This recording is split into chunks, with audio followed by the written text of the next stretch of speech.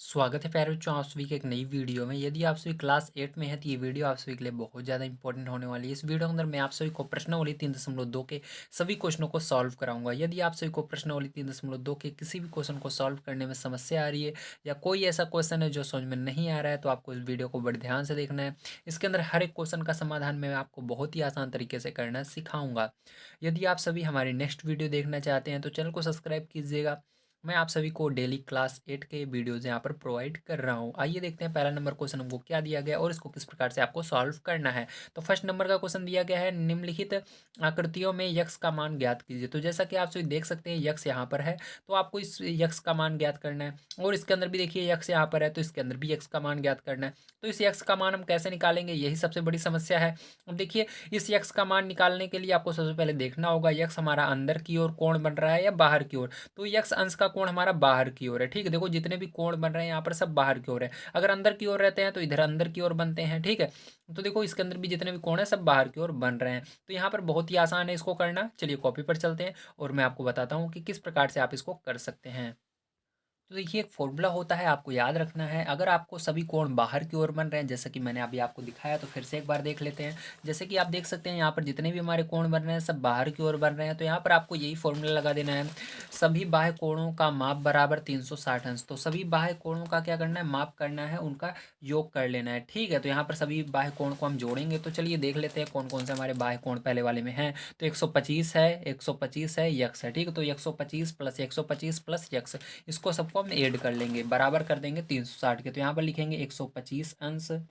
अंश लगाओ या ना लगाओ एक ही बात है, ठीक है, ध्यान रखिएगा। तो चलो हम अंश लगा लेते हैं क्योंकि क्वेश्चन में लगा हुआ है। और 125 अंश प्लस यक्स अंश बराबर 360 अंश। अब देखो ध्यान से, अब यहाँ पर हमने क्या किया, इसको लिख लिया। अब देखो जो संख्या संख्या है इनको ऐड कर लेना है। तो 125 ऐड करोगे तो कितना हो जाएगा, 250 अंश हो जाएगा। प्लस लगाओगे यक्स अंश हो जाएगा बराबर 360 अंश। ठीक है, अब देखो क्या करोगे, ये 250 को उधर पक्षांतर करोगे। क्यों पक्षांतर करोगे, क्योंकि संख्या संख्या की तरफ रहनी चाहिए और जो एबीसीडी के अक्षर होते हैं वो एबीसीडी की तरफ रहनी चाहिए। तो एबीसीडी में केवल इसके अंदर देखो यक्स ही आपका यहाँ पर अक्षर दिख रहा है, तो ये यहाँ पर रहेगा।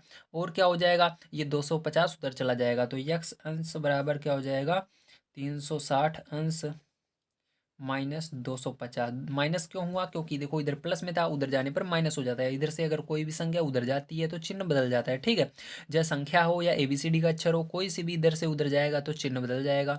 जो रहता है उसका उल्टा हो जाता है। अगर माइनस में है प्लस में हो जाएगा, अगर प्लस में है तो माइनस में जाएगा, गुणे में रहेगा तो भागे में चला जाएगा, अगर इधर भागे में है उधर गुणे में। ठीक है, अब देखो इसको घटा देंगे तो यक्स अंश बराबर कितना हो जाएगा, देखो यहाँ पर जीरो में से जीरो घटाओगे जीरो आएगा, 6 में से 5 घटाओगे तो 1 आएगा, 3 में से 2 घटाओगे तो 1 आएगा। तो आपका आंसर कितना आ जाएगा, यक्स अंश यानी यक्स बराबर आ जाएगा 110 अंश। ठीक है, तो यहाँ पर ध्यान रखिएगा यक्स बराबर 110 अंश आएगा। इस अंश को मैं रिमूव कर देता हूँ इस तरह से। ठीक है, यक्स बराबर कितना आया, 110 अंश आ गया। अब देखो ये क्या हो जाएगा, आपका आंसर हो जाएगा।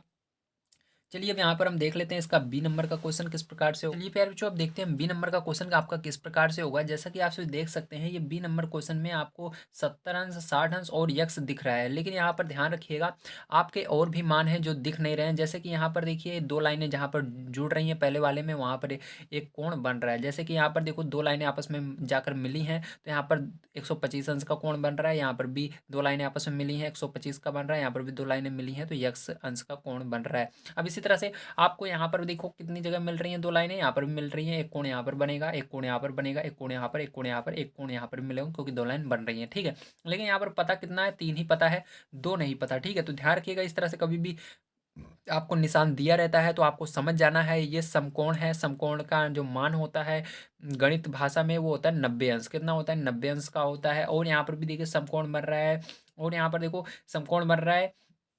ठीक है, तो इधर समकोण बन रहा है, तो क्योंकि एक सीधी लाइन जो होती है 180 अंश का कोण बनाती है। कितने का बनाती है, 180 अंश का बनाती है। तो 90 इधर हो गया तो इधर कितना हो जाएगा, 90। 90 90 जोड़ोगे तो ये लाइन कितने की होगी, 180 अंश की होगी। तो आपको पता चल गया यहाँ पर भी 90 अंश बनेगा। तो हमको सभी मान पता चल गए हैं, यहाँ पर 90 है, यहाँ पर 70 है, यहाँ पर 60 है, यहाँ पर x है, यहाँ पर भी 90 है। ठीक है, चलिए सबको आप कर लेते हैं तो यही सेम फॉर्मूला आपका लग जाएगा। अब देखो इसके अंदर आपको मान को रख देना है, बड़े ध्यान से समझिएगा।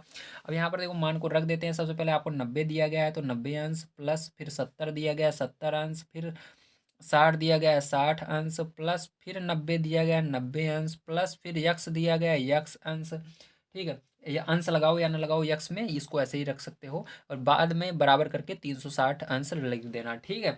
तो ये हो जाएगा। अब देखो इसको सबको आपको जोड़ लेना है। इन सबको जब आप जोड़ लेते हो तो आपका 310 अंश बनता है। तो यक्स को हम पहले लिख लेते हैं, यक्स प्लस 310 अंश आया, ठीक है। बराबर लगाएंगे, 360 इधर है, इसको ऐसे रहने दीजिए। अब 360 को उधर पक्षांतर करेंगे तो मैंने बताया इधर से अगर प्लस में उधर माइनस में हो जाता है। तो यक्स बराबर हो जाएगा 360 अंश माइनस 310 अंश, ठीक है। यक्स बराबर कितना हुआ, इसको घटा दीजिए तो 50 अंश हुआ। तो आपका जो आंसर आएगा यक्स बराबर कितना आएगा, 50 अंश आएगा, ठीक है। चलिए अब देखते हैं इसके बाद सेकंड नंबर का क्वेश्चन क्या दिया गया और इसको किस प्रकार से आपको सॉल्व करना है।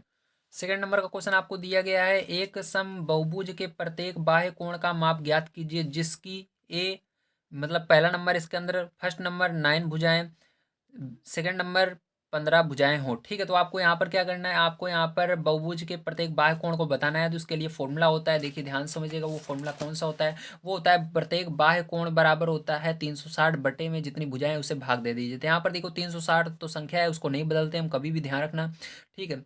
ये अचर राशि होती है, कभी भी नहीं बदलती है। अब देखो यहाँ पर जो भुजाएं हैं आपको पहले से ही बुक में दिया गया है, कितना दिया गया है, 9 भुजाएं दिया गया है। तो आपको क्या करना है, भुजाओं की जगह हटा करके 9 लिख देना। अब 9 से इसके अंदर भाग दे देना। जब आप इसके अंदर पैर चौन भाग दोगे 9 से, तो 9 के पहाड़े में 36 कितनी बार में आता है, 9 चौक 36, 4 बार में आता है, ठीक है। और जीरो बच रहा है, जीरो लगा दीजिएगा। अब देखो कितना होगा, कितना अंश का कोण बनेगा प्रत्येक का, तो 140 अंश का कोण बनेगा। कितने का बनेगा, 40 अंश का बनेगा। ये क्या हो जाएगा, आपका आंसर हो जाएगा। चलिए अब इसके बाद देखते हैं इसका सेकंड नंबर का पार्ट किस प्रकार से होगा।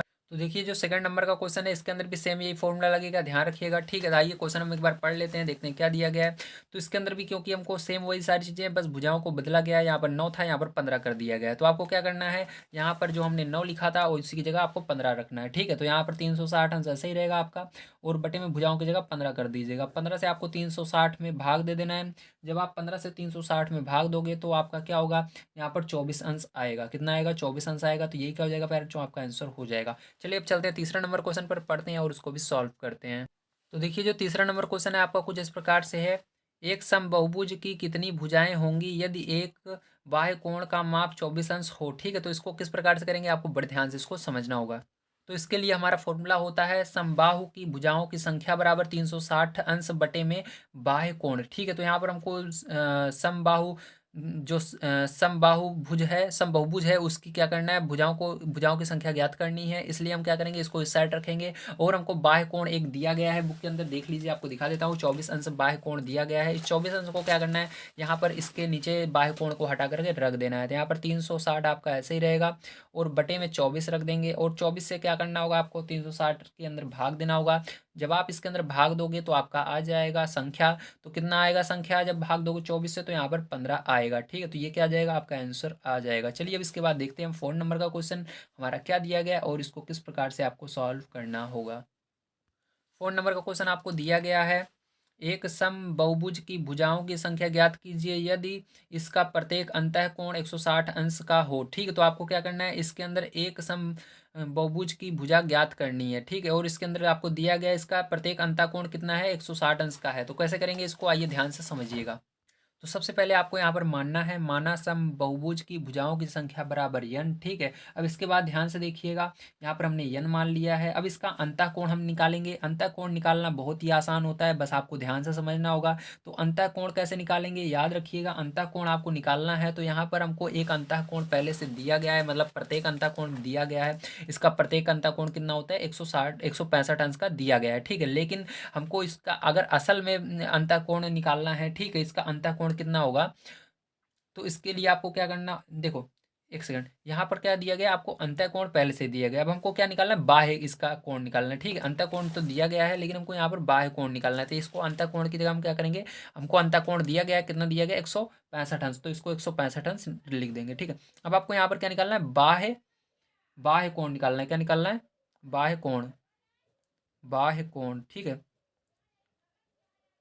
बाह्य कोण बराबर क्या हो जाएगा, यहाँ पर ध्यान समझिएगा, यहाँ पर आपको 180 अंश में से घटा देना होगा 165 अंश को, ठीक है। तो आपका क्या आ जाएगा, बाह्य कोण आ जाएगा। आइए देखते हैं आगे, देखिए इसको घटाएंगे तो हमारा कितना आ जाएगा, यहाँ पर 15 अंश आएगा, ठीक है। कितना आया, 15 अंश।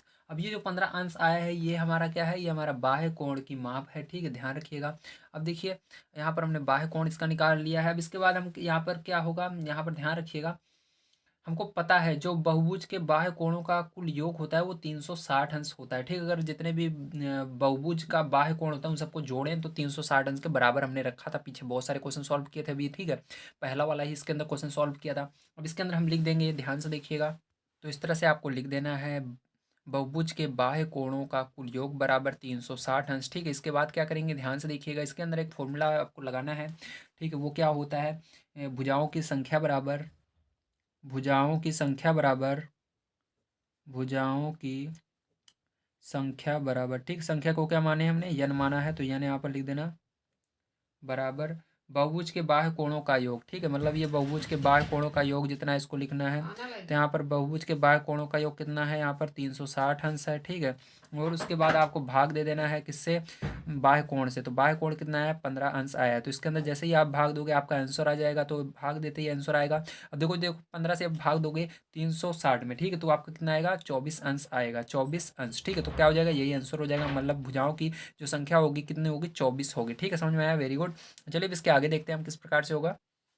तो चलिए अब आगे देखते हैं। यहाँ पर देखिए 5 नंबर क्वेश्चन है, ए क्या ऐसा समबहुभुज संभव है जिसके प्रत्येक बाह्य कोण का माप 22 अंश हो। तो ध्यान रखिएगा इसके अंदर आपको आंसर में क्या लिखना है, ध्यान से देखिए, नहीं, ठीक है। क्योंकि 22 से 360 विभाजन नहीं है। अगर आप क्या करेंगे, यहाँ पर देखिए 360 को क्या कर रहे हैं, अगर आप 360 को 22 से भाग दे रहे हैं तो ये पूरा का पूरा इसे भाग में नहीं जाएगा। ये क्या आएगा, ये दशमलव में जाएगा। अगर भाग देंगे इसको क्या करेंगे, ये दशमलव में जा रहा है, इसलिए नहीं, क्योंकि 22 से 360 विभाज्य नहीं है, ठीक है। इसलिए आपको यहाँ पर लिख देना है। देखिए इसको भाग देकर भी अगर आप देखेंगे तो आपको मैं दिखा देता हूँ यहाँ पर भाग दे करके।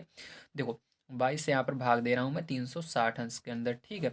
देखो तो यहाँ पर क्या करेंगे, 22 का पहाड़ा पढ़ेंगे, 36 से आगे नहीं जाना चाहिए, तो कितनी बार में जाएगा, एक बार में। तो यहाँ पर 22 लिखेंगे, माइनस करेंगे, कितना आएगा आपका, तो यहाँ पर घटाएंगे 4 आएगा, यहाँ पर 1 आएगा, ठीक है। और देखो यहाँ पर क्या आएगा, 0 आ जाएगा, ठीक है। अब देखो उसके बाद क्या करना है, फिर से आपको 22 का पारा पढ़ना है, 140 से आगे नहीं जाना चाहिए। तो आपको 22 का पारा नहीं आता, कोई बात नहीं, 2 का पारा पढ़िए, 14 से आगे ना जाए। तो 2 सत्ते 14, 7 बार में जा रहा है, लेकिन ज़्यादा होगा जब आप इसके अंदर 7 का गुणा करके देखेंगे। 6 बार में ले जाएंगे, 6 दूनी 12, ठीक है। और यहाँ पर 6 दूनी 12। अब देखो 6 का एक गुणा करेंगे, 6 बार में जा रहा है, 6 का गुणा करेंगे 2 में, 6 दूनी 12, 12 की 2 हासिल 1, 6 दूनी 12, 1 13, ठीक है। माइनस कर दो इसको, तो कितना आएगा, हासिल देंगे 8 आएगा, यहाँ पर 0 0, ठीक है। अब देखो यहाँ पर 8 बच रहा है, ध्यान से देखिए 8 बच रहा है। अब क्या 22 के पार से 8 जा रहा है, नहीं जा रहा है, ठीक है। तो यहाँ पर क्या है, इसलिए आपको लिख देना है नहीं, क्योंकि 22 से 360 विभाजन नहीं है। अगर आप 22 से भाग देते हो 360 में तो ये नहीं जा रहा है पूरा का पूरा, यहाँ पर शेषफल बच रहा है, इसलिए आपको इस तरह से लिखना होता है, ठीक है। देखिए 5 का बी नंबर का क्वेश्चन आपको दिया गया है, क्या ये किसी सम बहुभुज का अंतःकोण हो सकता है। अगर हो सकता है तो क्यों हो सकता है, नहीं हो सकता तो क्यों नहीं हो सकता, इसको आपको बताना है। चलिए देखते हैं। तो यहाँ पर नहीं हो सकता, ध्यान रखिएगा, क्यों नहीं हो सकता, चलिए इसको हम बता देते हैं आपको, ठीक है। तो यहाँ पर देखिए अगर आप, ठीक है, यहाँ पर देखिए क्यों नहीं हो सकता, क्योंकि इसको हम जानते हैं, हमको यहाँ पर, ठीक है, यहाँ पर हम क्या करेंगे, क्योंकि लिखना, क्योंकि हम यदि 180 अंश में से, ठीक है, 180 अंश में हम घटा दें 22 को, क्योंकि 22 अंश हमको पहले वाले क्वेश्चन में दिया गया था, तो हमारा कितना आएगा यहाँ पर घटाने पर, ध्यान से देखिए। तो यहाँ पर 158 अंश आएगा, ठीक है। अब 158 अंश से यदि हम भाग देते हैं, ठीक है, क्या करेंगे हम 158 अंश से, ठीक है, भाग देंगे, 158 अंश से क्या करेंगे, भाग देंगे, किसके अंदर देंगे भाग, हम देंगे यहाँ पर 360 के अंदर भाग, ठीक है। 158 अंश से किस में भाग देना है, 360 अंश के भाग देना है। अगर 158 अंश से भाग देने पर 360 पूरा का पूरा कट जाता है, शेषफल नहीं बचता, जैसे हमने पीछे बताया था उसका शेषफल बच रहा था। इसके अंदर अगर आप भाग देते हो शेषफल नहीं बचता है तो ये होगा, अगर नहीं, अगर बचता है तो नहीं होगा। तो हमने जब इसको भाग देंगे, आप देखेंगे भाग दे करके तो बच रहा है, मतलब ये नहीं होगा, ठीक है। इसका अंतःकोण नहीं होगा, ठीक है। इसलिए आप लिख देंगे 158 से 360 विभाज्य नहीं है, क्या नहीं है, विभाज्य नहीं है, ठीक है, विभाज्य नहीं है। चलिए ये समझ में आया, वेरी गुड। अब चलिए इसके आगे हम देखते हैं 6 नंबर क्वेश्चन किस प्रकार से होगा। तो 6 का पहला नंबर क्वेश्चन दिया गया है, किसी समबहुभुज में कम से कम कितने अंश का अंतःकोण संभव है, क्यों, ठीक है। आपको क्यों, अगर कितना अंश का है उसको बताना है, और क्यों संभव उतना अंश का है इसको भी बताना है। चलिए देखते हैं। तो देखिए आपको इस तरह से लिखना है, किसी भी समबहुभुज में कम से कम अंतःकोण की जो माप होगी वो 60 अंश होगी, क्योंकि आप जानते हैं, ठीक है, जो समबहुभुज होता है वो सबसे छोटा समबहुभुज एक त्रिभुज होता है, क्या होता है, एक त्रिभुज होता है, ठीक है? और त्रिभुज में क्या होता है, अगर उसकी हम सभी अंतःकोणों की माप लें तो सबसे कम होगी 60 अंश, ठीक है? कितना होगा? 60 अंश होगा, ठीक है? ध्यान रखिएगा। अब चलिए हम बी नंबर का देख लेते हैं क्वेश्चन। और एक चीज ध्यान रखिएगा, इसके अंदर मैंने इस त्रिभुज के सभी कोणों का योग 60 अंश नहीं बोला है, केवल एक कोण 60 अंश का होता है, ठीक है? सबसे कम कोण कितना होगा? अंतः कोण कितना होगा? 60 अंश, ठीक है? एक त्रिभुज में तीन कोण होते हैं, 60 60 60 जोड़ते हैं 180 अंश होता है, आपको पता है तीनों कोणों का योग, तो एक कोण का कितना होगा? 60 अंश होगा। अब चलिए बी वाला देखिए ध्यान से। बी वाला आपको लास्ट वाला को दिया गया है, किसी समबाहुभुज में अधिक से अधिक कितने अंश का बाह्य कोण संभव है? आपको अंतः कोण नहीं, बाह्य कोण बताना है, ठीक है? चलिए अब इसको देख लेते हैं। तो देखिए आपको याद रखना है, अधिकतम बाह्य कोण की जो माप होती है वो कितनी होती है? 120 अंश होती है, ठीक है? इससे ज़्यादा नहीं हो सकती। तो आज की वीडियो में मैंने आप सभी को एक्सरसाइज 3.2 के सभी क्वेश्चनों को सॉल्व कराया है। यदि आप सभी को इस एक्सरसाइज के अंदर हेल्प मिली हो इन क्वेश्चनों को सॉल्व करने में, यदि सारी चीज़ें समझ में आई हो, तो प्लीज़ चैनल को सब्सक्राइब कीजिएगा। नेक्स्ट वीडियो देखने के लिए लाइक कीजिएगा। नेक्स्ट वीडियो मैं आप सभी के लिए जल्द ही लाऊंगा। वीडियो देखने के लिए धन्यवाद। आप सभी का दिन शुभ हो। Thank you very much.